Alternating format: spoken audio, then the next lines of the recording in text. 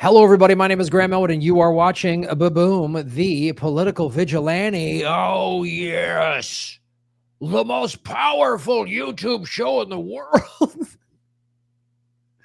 I love when I say or do something. People over they think, I mean, I have a great show, and I'm very happy. I have wonderful, really the best and smartest fans in the world. And you guys are critical thinkers, and you guys are totally okay if you don't agree with something that I say. You don't flip out. That's why I love you. That's why you're still watching.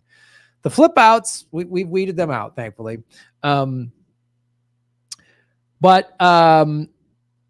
one of the things I always talk about on the show, I always say, follow the money, connect the dots, get the truth, right? And I go to opensecrets.org. So obviously we just had another horrible shooting. I can't even, I can't even, America is so broken. We have so many school shootings. I rarely talk about them because they happen every week. They literally happen every week. We had 700 mass shootings in 2021. What number of those were school shootings? I don't know, but just a mass shooting. We just had the grocery store in Buffalo. And then we just had this horrible thing, like 10-year-old kids. It was awful. So I went to opensecrets.org, and we've talked about this in the past, but I wanted to show where the money comes from. It's again, go to opensecrets.org. You can look this up for yourself. This is lobby disclosures through March 31st of 2022. This was a record. 2021 was a record in spending. And the red is gun control. Excuse me. The blue is how much money is spent in gun control. Red is gun rights. Just look at it. It is, I mean, I don't know what this is, 5 to 10 to 1 spending. Because the gun rights lobby is funded by the gun industry. I mean, 40 years ago, the NRA was like an organization that was about conservation in terms of hunting, hunting just a certain amount to, control populations and stuff like that. It was really, there was way more about that. And it wasn't about AR-15s. And so I just wanted to break down the money here. This is 2020. Again, you can look this up yourself. Go to opensecrets.org. In 2020, the Dems got 117,000. The Republicans got 8,700, and others got 8,900. All candidates across all parties, 8.9 million. Incumbents got 4.8 million. Okay, so that was for 2020, and this is a little bigger of a breakdown. So there were 220 in the House. Republicans that got funding. The average contribution was a little under $12,000. There were 9 Democrats, and the average contribution was just under $5,000. So again, most of the time I show you with other issues, the war spending,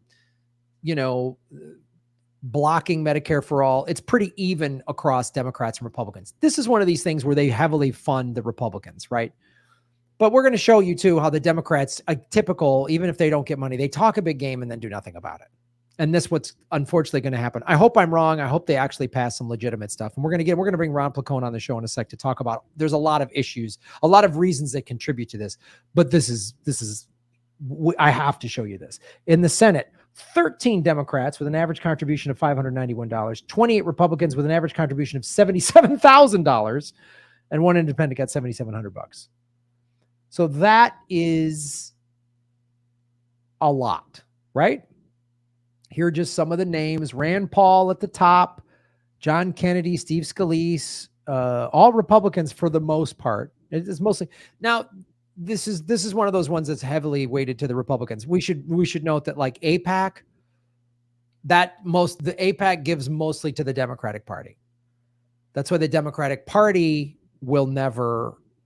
I mean, the spending is why we'll never get legitimate gun control, and the AIPAC spending is why we'll never speak out against, human rights violations against the Palestinians. Like they just spend the money so that won't happen. It's almost all the top 20 people are almost all Republican. Well, they are all Republicans. But this Nancy Pelosi supports anti-abortion candidate despite Roe v. Wade outcry.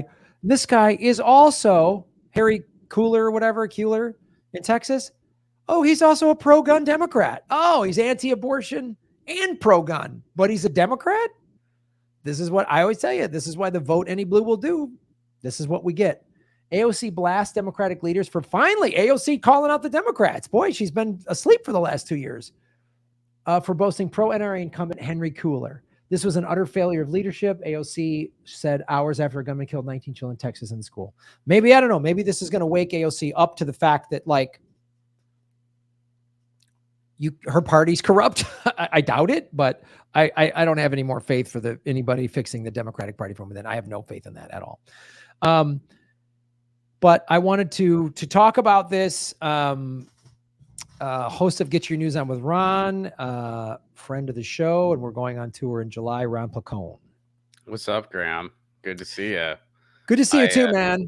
Yeah. Again, it's another horrifying mass shooting.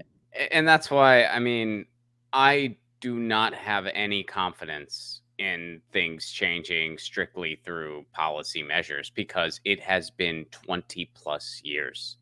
And you are seeing, I mean, you know, I'm old enough to remember Columbine. And I remember, I mean, literally the same playbook's happening. Columbine, they were like, well, are you going to cancel that NRA thing? And they went out there and like, not in my cold, dead hands. It's the same thing now. They're not canceling the NRA thing, and Donald Trump's going to be there, and whoever else.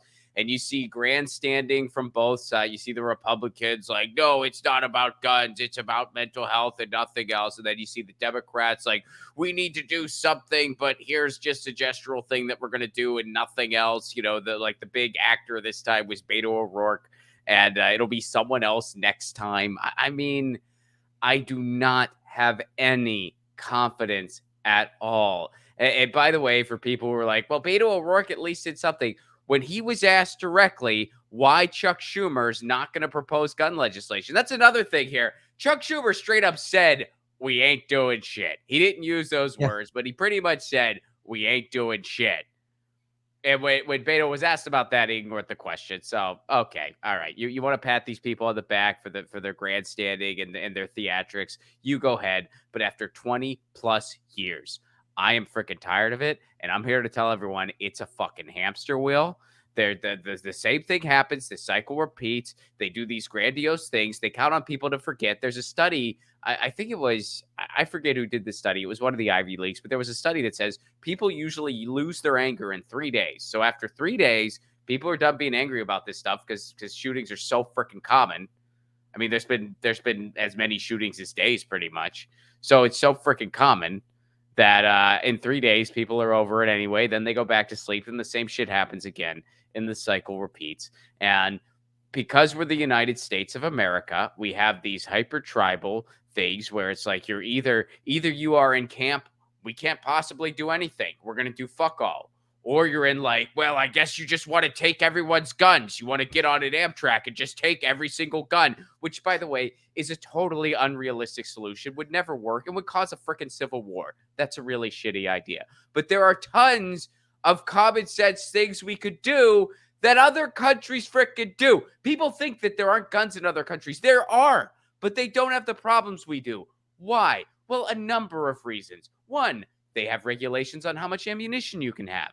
Two, there's certain types of guns you can't get, like these guns that are just meant for mass murdering sprees. You can't get those types of guns, AR-15s, et cetera, et cetera.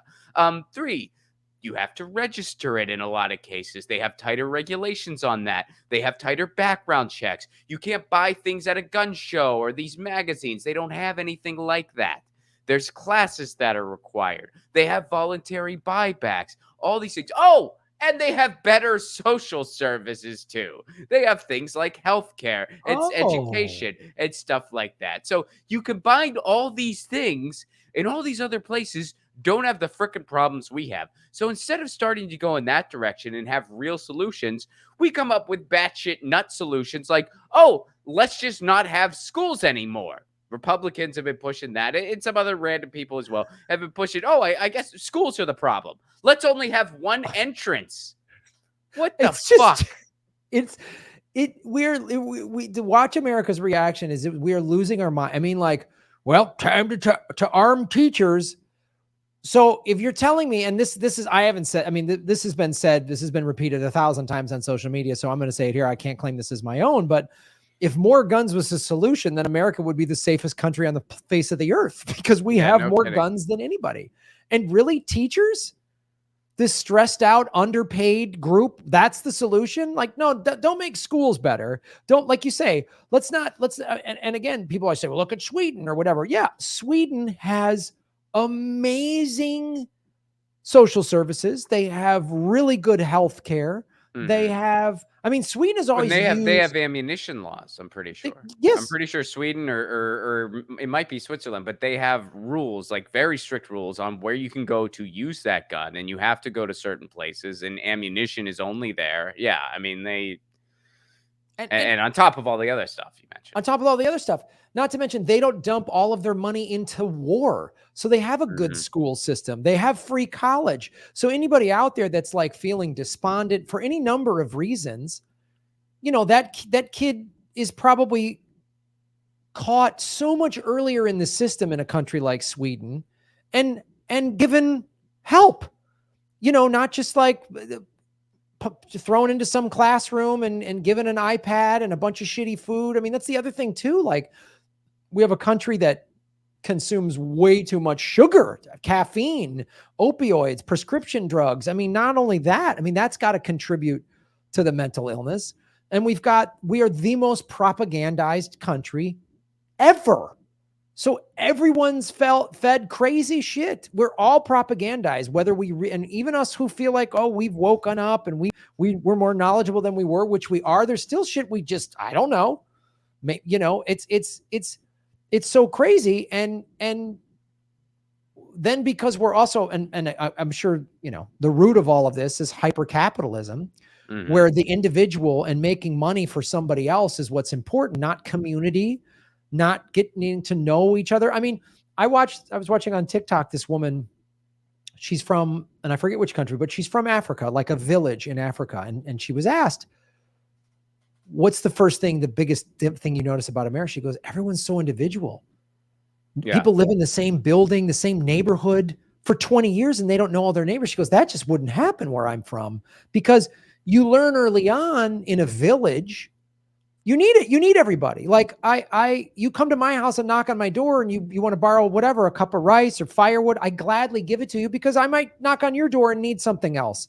And we all know each other and we're all working together. Not that there aren't problems and people not getting along or whatever, but there's this, everyone's working together. There's no, and as we saw, and we've talked about it on both of our shows and together, like the last 2 years of the pandemic, it's even worse. The isolation, a country that does not care about you.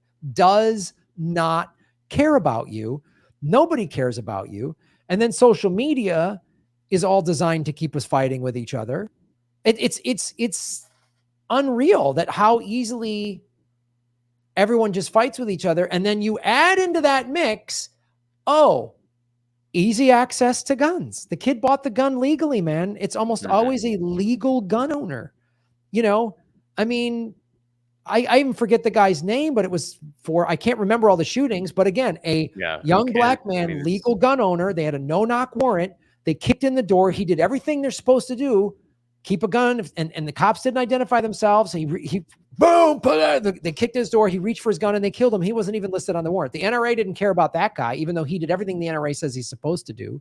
So we have this, as is all the problems in America, there's so many things that need to be fixed, and everyone just wants a quick fix because that's America too. Quick fix. Yeah, and it's one or the other. It's like, it's mental health. No, it's the guns. It's both. Like, it's both and a bunch of other things. Like, yes, we have a healthcare crisis in this country. We have a predatory system. It is way too freaking easy to get a gun. And then there's a bunch of other things that we listed. So no, it's not one or the other.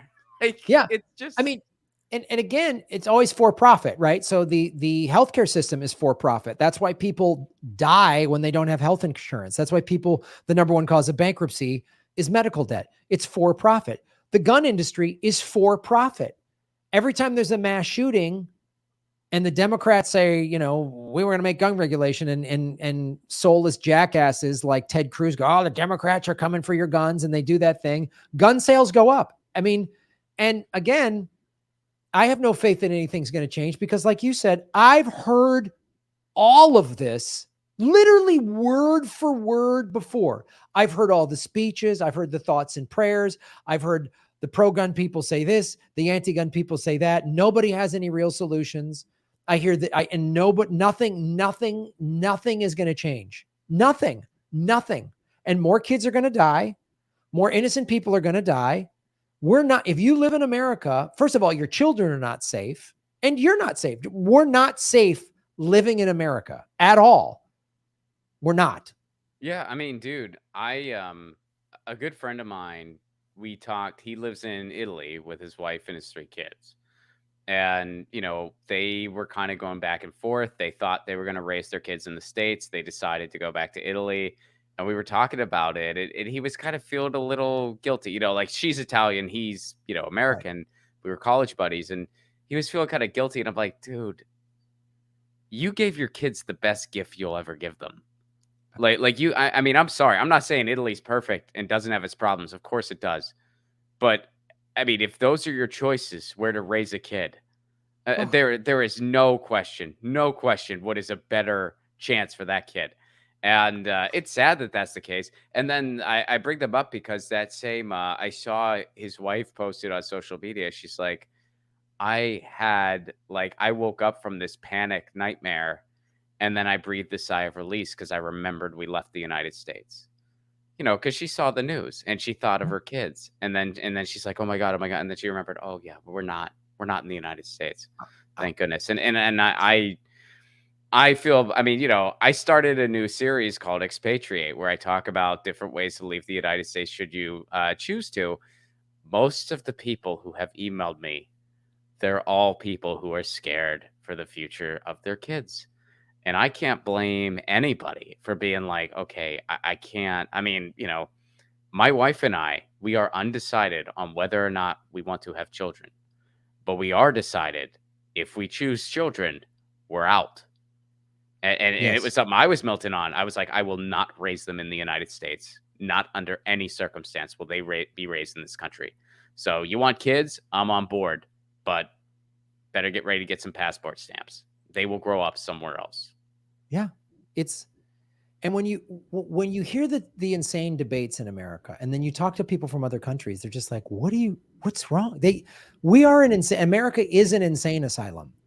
Like in LA today, a bunch of school kids had staged a walkout because they don't feel safe. One of them, I think, in Los Feliz, one school, they had a shooting 3 years ago.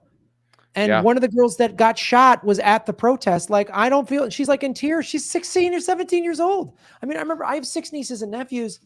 And I remember my oldest niece telling me, she was like, cause like, I think Parkland or Sandy Hook, I can't keep track of them, which is horrible. I can't keep track of all the shootings. I can't remember which shooting is where. She was like, Uncle Graham, I was in the 6th grade. I was 11 and they were giving us mass shooting drills. Oh yeah, they do it all the time now. I mean, you see parents posting the conversations they had with their kids after this happened, where the kids are like, oh yeah, well I know to hide here if it happens. It's absolutely fucking nuts. And then they have those bullet backpacks, like the backpacks that have like the bulletproof flap. Like you couldn't pitch this as a script. And it's like, yeah, this does not happen in other places in the world. And this should not happen in any developed country. I mean, this is fucking war. Well, it shouldn't happen anywhere, period. But I mean, for a developed country with the wealth of the United States, for this to just be the norm, it's fucking sick beyond comprehension. And I mean, how long? It's been 20 plus years. 20 years, dude. Columbine isn't even in the top 10 of mass shootings now in terms of how many people have perished. It's unbelievable. I mean, now we're up to 21, the final count from yesterday or 2 days ago. 21 people. I